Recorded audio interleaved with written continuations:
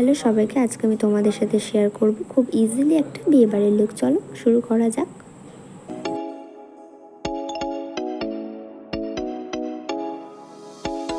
প্রথমেই আমি মুখটাকে খুব ভালো করে ক্লিন করে নিয়ে তারপরে বায়োটিকের একটা টোনার অ্যাপ্লাই করেছি। তারপরে বায়োটিকের একটা ময়শ্চারাইজার, যেটা খুবই ভালো, তোমরা যদি চাও তাহলে ইউজ করতে পারো অবশ্যই। এরপর আমি ইউজ করেছিলাম সুইস বিউটির একটা প্রাইমার, যেটা ভীষণই ভালো। তোমরা দেখতেই পারবে যে আমি প্রাইমারটা দেওয়ার পর আমার মুখে কতটা গ্লো এসে গেছিলো, ভীষণই গ্লো এসে গেছিলো। ক্যামেরায় হয়তো অতটা বোঝা যাচ্ছিল না, কিন্তু এমনি ভীষণ গ্লো করছিল।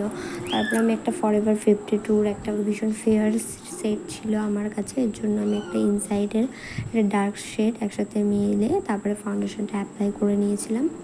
তারপরে কনসিলার সুইস বিউটি, সেটাকে দিয়ে ভালো করে ব্লেন্ড করে নেওয়ার পর আমি পাউডার সেট করছিলাম। চোখের তলাটা মেন, চোখের তলায় একবার দাগ পড়ে গেলে না মানে ভীষণ ভাঁজ পড়ে যায়, ওই জন্য পাউডার দিয়ে তারপরে আমি পাউডার দিয়ে পুরো মুখটাও সেট করে নিয়েছিলাম। ভূতনি লাগছিল একটু আমাকে। তারপর আইব্রো, এটা একটা পাউডার আইব্রো জেলটা যেটা থাকে সেটা আমার খুব একটা ভালো লাগে না, তো আমার এই পাউডারটাই খুব ভালো লাগে। এটা দিয়ে তোমরা করতে পারো, ভীষণই ন্যাচারাল লাগে আইব্রোটা, কোনো ভীষণ ডার্ক লাগে না, ওরকম মানে বিচ্ছিরি লাগে না। ঘেমে যাচ্ছিলাম, আমি মুখটা সেট করেছিলাম ভূত নিয়ে।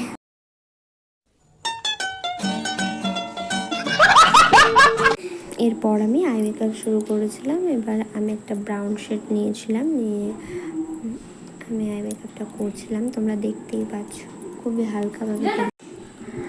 আই মেকআপটা করার পর আমি একটু কাজল অ্যাপ্লাই করে নিলাম। এই কাজলটাও ভীষণ ভালো।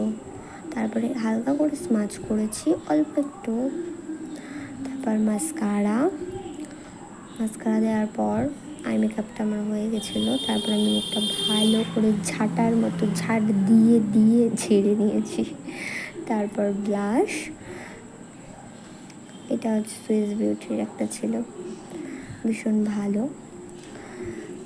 তারপর একটা হাইলাইটার, যেটা পিঙ্ক শেড ছিল। দেখো আমার মুখটা কত চিকচিক চিকচিক করছে, ভীষণ সুন্দর। এটা আমি আঙুল দিয়ে ডলে ডলে নিচ্ছিলাম আমার মুখে।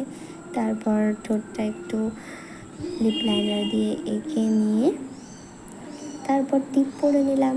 ব্যাস, আমার ঢং করা স্টার্ট। ভালোই লাগছিল আমাকে। এটাই ছিল আমার ফাইনাল লুক। কেমন লাগছে তোমরা বলো।